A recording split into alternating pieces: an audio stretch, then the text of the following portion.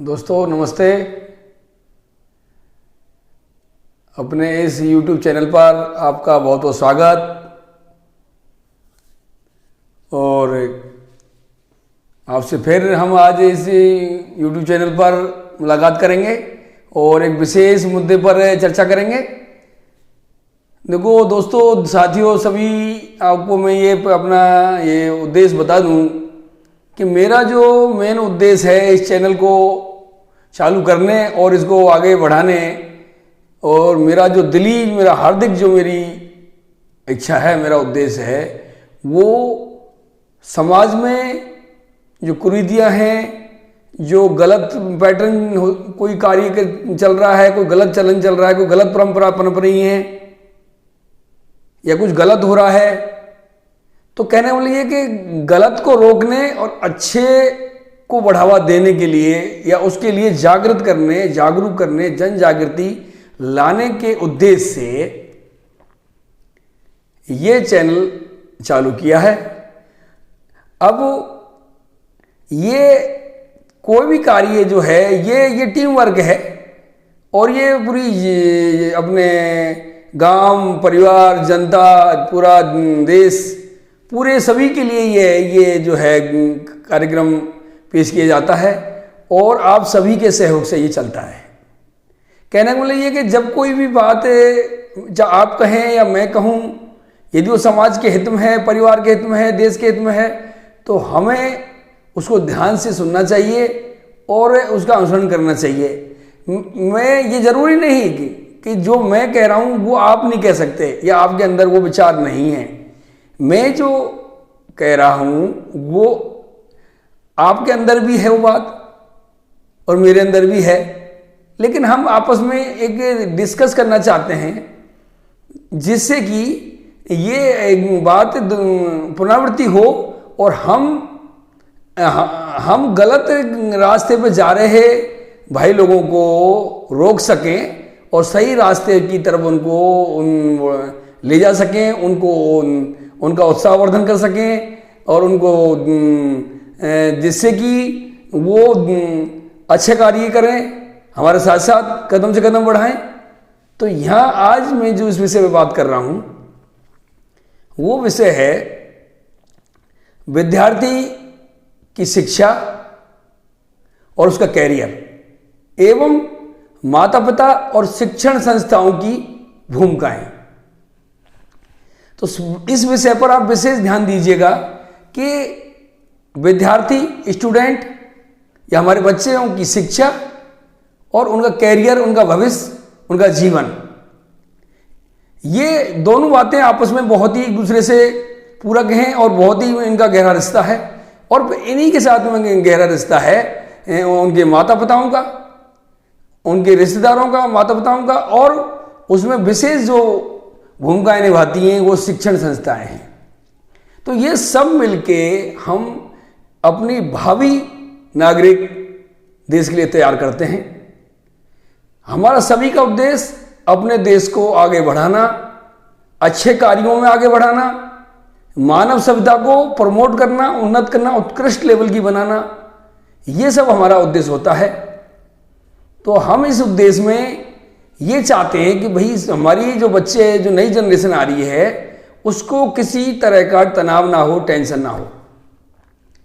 तो सबसे पहले तो मैं अब यहाँ से शुरुआत करता हूँ कि जो मेरा जो ये वीडियो जो भाई देख रहा है, जो बहन देख रही है, जो माता, जो बुजुर्ग है, कोई बच्चे हैं, जो भी कुछ देख रहे हैं, मैं उनसे ये अनुरोध करूँगा, खासकर जो माता पिता हैं, जो बच्चों के माता पिता हैं और उनके बुजुर्ग हैं, इन सभी से ये अनुरोध करूँगा। वैसे तो कह रहा अब काफ़ी जागरूकता आ गई है, लेकिन अभी भी जो अनपढ़ एरिया है, जो ग्रामीण एरिया है, जो आदिवासी हैं, और भी काफ़ी ऐसे कॉर्नर हैं, ऐसे कोने हैं जहाँ पर अभी भी शिक्षा का प्रसार नहीं हुआ है, अभी वहाँ अंधेरा है।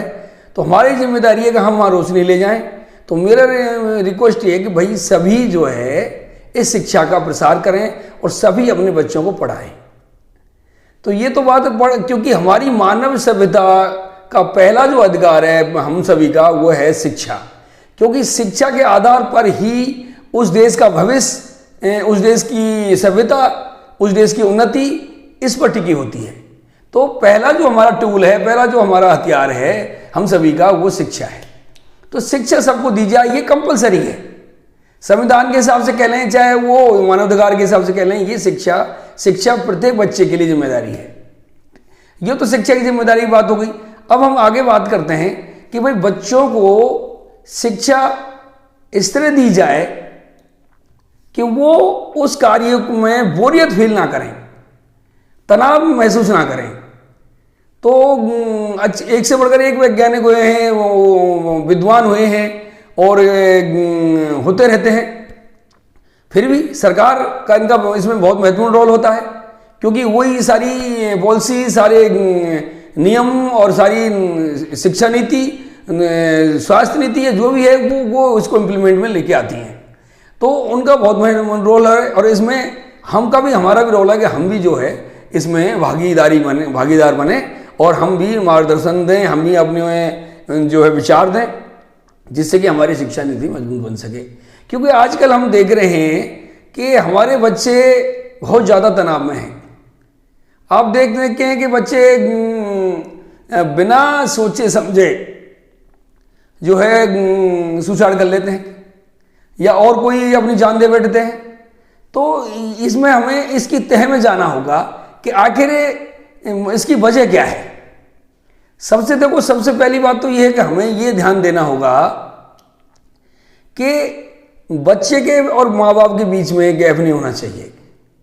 वो डेली प्रतिदिन अपने बच्चे से इंटरेक्शन रखें, उसकी स्कूल के बारे में बात करें, स्कूल से आने के बाद में उससे मिलें, 1 मिनट का टाइम दें या बीच में कभी भी हो सके जब टाइम दें और उसमें पूछें क्या प्रोग्रेस रही, कोई टीचर ने डांटा तो नहीं या कोई बात तो नहीं हुई। और कोई और इस महीने में एक मीटिंग होती है, नहीं होती है तो आप अपनी तरफ से एक मीटिंग रखें। सरकारी स्कूल हो चाहे प्राइवेट हो, प्राइवेट वाले तो मीटिंग रख लेते हैं, सरकारी में ऐसा पैटर्न नहीं है। लेकिन सरकारी वालों से भी मेरा अनुरोध है कि वो भी ये इस तरह की ये अच्छी बात है कि वो 1 महीने में पेरेंट्स को बुलाएं या विशेषकर उनको बुला सकते हैं जो उनको लगता है कि यार इस बच्चे के पेरेंट्स को बुलाया जाए, बच्चे के बारे में थोड़ा सा बताया जाए, या सभी आए तो अच्छा है। उसमें आप प्रोग्रेस के बारे में बता सकते हैं, कुछ सुधार के लिए भी कह सकते हैं। और तो इस तरह जो है बच्चे के ऊपर दबाव कम हो जाएगा, स्ट्रेस उसका कम हो जाएगा, तनाव कम हो जाएगा और पढ़ाई को एक मनोरंजन के तौर पे उसको एक प्रैक्टिस कराई जाए।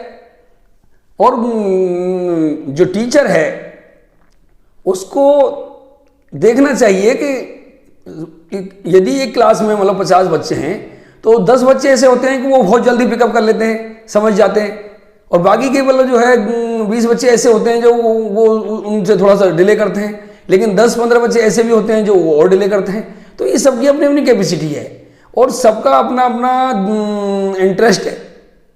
कोई किस क्षेत्र में इंटरेस्ट रखता है, कोई, क्योंकि ये चीज़ें उसको जब आप देखोगे लगातार इस बच्चे को, तब आप स्टडी करोगे इस बच्चे की, इंडिविजुअल बच्चे की आप स्टडी करोगे। टीचर यदि देखेगा तो उसको पता चलेगा कि इस बच्चे का इंटरेस्ट इस क्षेत्र में है। तो उसको बेसिक शिक्षा तो दिलानी जरूरी है ही, और उसके बाद में उसका मार्गदर्शन कर सकते हैं कि भाई आप इस क्षेत्र में जा सकते हैं। तो बच्चा यदि एग्री होता है और माँ बाप भी यदि उसमें हैं तो उसको सही दिशा मिल जाती है और वो तनाव वाला काम नहीं होता। तो ये तनाव वाला काम बच्चे को ना होने दिया जाए और बच्चों और शिक्षण, इसलिए माँ बाप हमेशा बच्चे के साथ जुड़े रहें जब तक वो 21 से ऊपर ना हो जाए और पूरी तरह अच्छी तरह बातों को ना समझने लगे, तब तक जो है, यूँ तो कह रहे हम जब तक हम माँ बाप हैं जब तक वो उन बच्चों के साथ जुड़े ही रहते हैं और जुड़े रहना भी चाहिए। लेकिन अब यहाँ बात आती है कि बच्चों को सिखाने और तनाव कम करने के लिए शिक्षण संस्थाओं को भी विशेष मेहनत करनी चाहिए। सरकारी शिक्षण संस्था हो चाहे प्राइवेट हो, उनको देखना चाहिए कि सिलेबस के हिसाब से बच्चे पर कितना प्रेशर आ रहा है और पूरा इसको कैसे कवर करना है। तो उसको कुछ टिप्स देनी चाहिए, कुछ इंडिविजुअल टाइम देना चाहिए, उसके साथ में कुछ मिलके रहना चाहिए। जैसे टीचर है, टीचर को डांटने कोई विशेष पॉइंट पर हम डांट सकते हैं, लेकिन उसको आप जो है एक इंडिविजुअल बच्चा, यदि कोई बच्चा कमजोर है या वो डिले हो रहा है या वो ठीक से पिकअप नहीं कर पा रहा है, तो आप उसकी तह में जाएं, देखें कि प्रॉब्लम क्या है उसकी। किस लिए नहीं कर पा रहा? लापरवाही से है, या उसका इंटरेस्ट नहीं है, या कोई और कोई वजह है, स्वास्थ्य संबंधी प्रॉब्लम है। तो यदि वो बच्चा पिकअप नहीं कर रहा है और लगातार यदि प्रॉब्लम हो रही है, तो आप बच्चे के साथ में और माँ बाप के साथ में आप एक मीटिंग करें और देखें क्या कि इसकी वजह क्या है। बच्चा यदि स्पोर्ट्स में इंटरेस्ट रखता है तो उसको बेसिक शिक्षा के साथ में उसको स्पोर्ट्स की तरफ आप जो है मार्गदर्शन कर सकते हैं। टेक्निकल साइड में जाना चाहता है तो टेक्निकल साइड में करें, आर्ट साइड में जाना चाहता है आर्ट साइड में जाएं। कोई भी सब्जेक्ट कम नहीं है, हर सब्जेक्ट में आप यदि साउंडनेस रखते हैं और मास्टरी रखते हैं तो वो ही सब्जेक्ट आपके लिए टॉप सब्जेक्ट बन जाता है, समाज के लिए टॉप बन जाता है। क्योंकि कोई कार्य हल्का नहीं है, हल्का हम बनाते हैं, हल्का उसको सोच के। यदि कार्य को हम महत्व दें और उसकी गहराई में जाएं तो वो हर कार्य एक महत्वपूर्ण होता है। इसलिए हमें इस पर ध्यान देना होगा कि शिक्षण संस्थाओं को देखना होगा कि जो है वो उन बच्चों को टेंशन कैसे कम किया जाए और पढ़ाई को और उनके कैरियर को कैसे इजी गोइंग में बनाया जाए। जैसे कि अब ये आगे मैं बात करता हूँ, जब बच्चे जब बड़े हो जाते हैं तो कोचिंग में चले जाते हैं, अपने शहर को छोड़ के, अपने गांव को छोड़ के, अपने घर को छोड़ के, तो वो एक होम सिक हो जाती है। नॉर्मल है वो तो हर किसी में हो जाती है। लेकिन अब बात ये आती है कि शिक्षण संस्थाएं सिर्फ बिजनेस माइंड ना रखें, वो उन बच्चों की वजह से ही वो उनकी रोजी रोटी चल रही है, वो उन बच्चों की वजह से ही लखपति बनते हैं, करोड़पति बनते हैं और देश में नाम होता है, वही फलानी इंस्टीट्यूट जो है बहुत शानदार रिस्पॉन्स दे रही है। तो ये सब चीज़ें किस वजह से हो रहे हैं कि बच्चे आपके पास आ रहे हैं, बच्चे आपको मौका दे रहे हैं ये सब करने का। तो आप भी बच्चों को विशेष ध्यान रखें और वीकली या फिर महीने में 1 या 2 बार, जो इनिशियली बच्चे जो जाते हैं उनको तो कम से कम आप 3 महीने तक जो है हर 15 दिन में उनको इनके साथ में एक एंटरटेनमेंट टाइप का एक मीटिंग और ऐसे बीच में आप रखवाएं और उनसे बात करें। और एक ग्रुप भी बना सकते हैं कि भाई बच्चे आपस में जो ग्रुप से बात करें, तो इससे क्या होगा कि उनका होम सिकनेस कम हो जाएगी, उनका ग्राफ कम हो जाएगा और फिर उनको उस रुचि होने लगेगी और पढ़ाई में भी उनका ध्यान होगा और टेंशन कम हो जाएगा।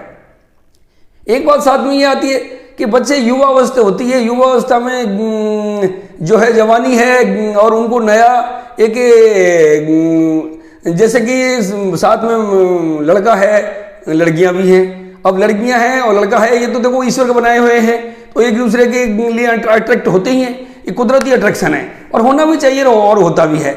लेकिन बच्चों को ये हमें शिक्षा देनी चाहिए, शिक्षण संस्थाओं को और माता पिताओं को, कि आप अपने दोस्त की तरह, एक भाई बहन की तरह, दोस्त की तरह आप अपने लड़कियों के साथ में उनके साथ में रहें। आप उसको ज़्यादा दिल पर ना लें, क्योंकि अभी आप कैरियर बनाने के लिए, स्टडी करने के लिए आए हुए हैं। आप अपने माँ बाप बड़ी मेहनत से, सभी एक जैसे नहीं होते, गरीब माँ बाप भी होते हैं जो वो अपने मेहनत मजदूरी करके आप पैसा इकट्ठा करते हैं और वहाँ कोचिंग में देते हैं, आपको भेजते हैं। तो आपकी जिम्मेदारी बनती है कि आप जो है उन पैसों को ऐसे ना अपमान करें और अपनी मेहनत करें। कोई बात है तो जो है आप बताएं। तो वहाँ सबसे नज़दीक शिक्षण संस्थाएं के टीचर्स होते हैं, तो उनकी जिम्मेदारी बनती है कि वो बच्चों के साथ में इंटरेक्ट रहें। वो हमेशा बिजनेस मैन ना समझें कि ठीक है मुझे पढ़ा दिया, मुझे इससे ज़्यादा कोई लेना देना नहीं है। नहीं, ये गलत है, क्योंकि जब बच्चे सेफ नहीं रहेंगे, उनकी लाइफ सेफ नहीं रहेगी, तो धीरे धीरे आपके इंस्टीट्यूट भी मतलब खतरे में आ जाएगी। तो आप ऐसा ना करें, बच्चों को प्यार से रखें, उनके बीच में आप उनसे पूछ सकते हैं कि आपका रहना खाना पीना ठीक है, आपका कोई दिक्कत तो नहीं है, कोई और कोई सोशल प्रॉब्लम तो नहीं है, किसी तरह की दूसरी वो बातें तो नहीं है, कोई बात है तो हमें बताओ, तो हम उसको सॉल्व करेंगे। और फिर भी आपको लगे कि बच्चा पूरी बातें नहीं बता पा रहा है, कोई बात है तो उधर आप माँ बाप को भी जो है इंटीमेट कर सकते हैं कि भाई आप अपने बच्चे को बीच में आके जरूर देखें और देखते जाएं, जिससे क्या है वो गलत रास्ते बनाया जाए और उसका ध्यान ना भटकर मन लगा रहे और उसको पढ़ाई से उसका कंसंट्रेशन बना रहे। माँ बाप की विशेष जिम्मेदारी बनती है, यदि बच्चा अपने घर से बाहर गया हुआ है तो उससे डेली बात करें। डेली बात करने से वो का टेंशन काफ़ी कम हो जाएगा और जो भी वो कोई बात हो, कोई प्रॉब्लम्स हो, तो उसको उसका रास्ता भी बताएं। और आप वहाँ जाके इंस्टीट्यूट पे जाके भी टीचर से मिल सकते हैं, उनको कह सकते हैं भाई थोड़ा सा बच्चे को यहाँ दिक्कत आ रही है, तो वो थोड़ा सा एक्स्ट्रा टाइम देके भी उसके डाउट्स दूर कर सकते हैं। फिर भी कुल मिला के मैं माँ बाप को ये रिक्वेस्ट करूँगा हाथ जोड़कर कि वो अपने बच्चों को ये बात स्पष्ट कर दें कि सबसे महत्वपूर्ण क्या है? जीवन है। जीवन को जिंदा रखना है, जीवन की मृत्यु नहीं होने देनी है, जीवन को जीवित रखना है, जीवन में आनंद लेना है। जीवन सबसे महत्वपूर्ण है। आप कल फेल भी हो जाओ, कल आप बिजनेस में फेल हो जाओ, कल आप नौकरी आपकी छूट जाए या नौकरी ना भी लगे तो भी, सब कुछ ना भी मिले आपको कुछ, तब भी ये जीवन महत्वपूर्ण है। क्योंकि एक रास्ते बंद होते तो अनेक रास्ते खुलते हैं। आप इस क्षेत्र में हो सकता है आपको इंटरेस्ट आपका ना रहा हो या किसी कारण से नहीं मिला आपको, तो आपको दूसरे क्षेत्र में मौका मिलेगा। बिजनेस कर सकते हैं और भी काम कर सकते हैं, पढ़ाई अपन दूसरे सब्जेक्ट में कर सकते हैं, चेंज करके कर सकते हैं। लेकिन आप, मेरा तो ओवरऑल कुमला की बात यह है कि आप अपने जीवन को जीवन समझें और उसको आनंद से आगे बढ़ाएं और उसमें आप अपनी जो है पढ़ाई करें, लेकिन जीवन को नष्ट ना करें।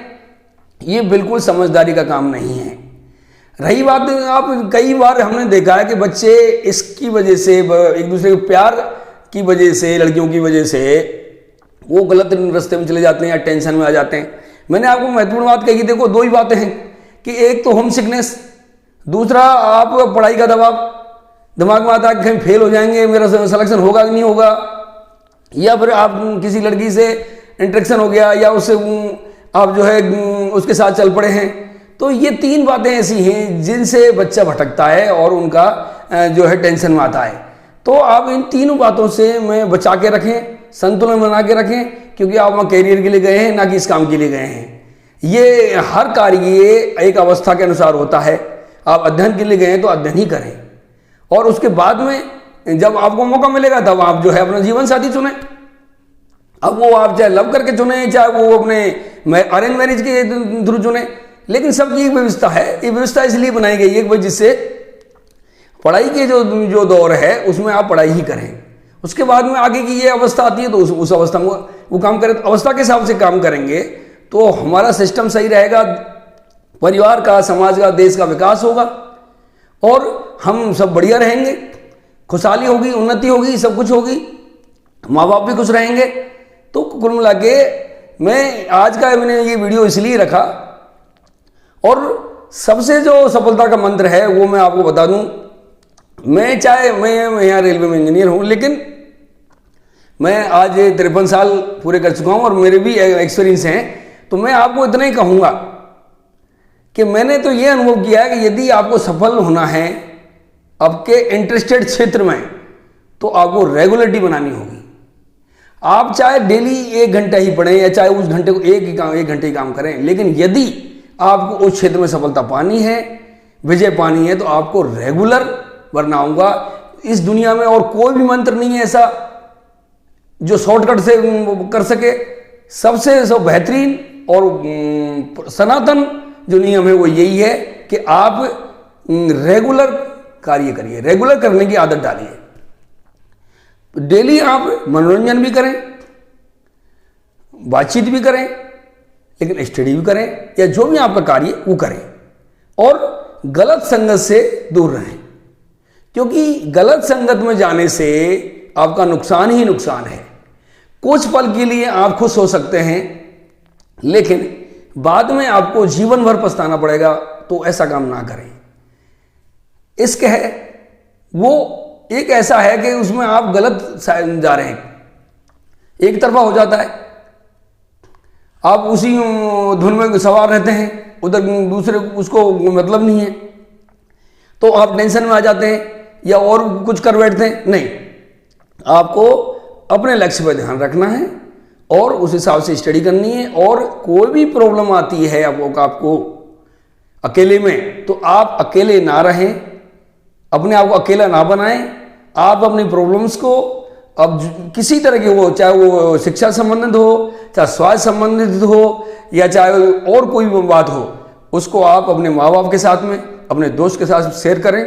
और कोई भी नेगेटिव यदि थिंकिंग आती है आपके साथ, निराशा आती है, डिप्रेशन में आपको जाते हो, तो आप अपने माँ बाप से या अच्छे व्यक्ति से मिलें, और या कुछ देर के लिए आप जो है उस जगह को छोड़ दें, घर आ जाएं, या अपने अच्छे दोस्तों के साथ में रहें और डिस्कस करें उस पर।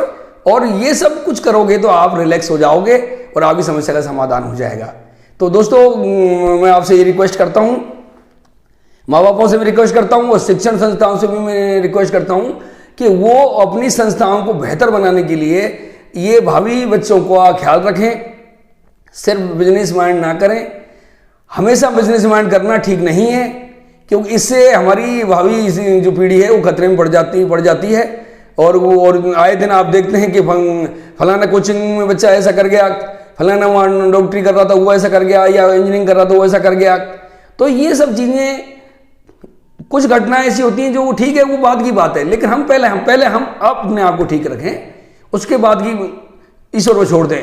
लेकिन हम अपने आप को ठीक रखें और एक दूसरे से बात करते रहें, गलत रास्ते पर ना जाएं, और माँ बाप और शिक्षण संस्थाएं अपनी जिम्मेदारी निभाएं और अपनी भावी पीढ़ी को बचाएं और उनको बेहतर दिशा दें और बेहतर इंजीनियर, बेहतर डॉक्टर, बेहतर टीचर और दूसरे प्रशासनिक अधिकारी बनने के लिए उनको मौका दें और बिजनेस करने के लिए उनको मौका दें जो है।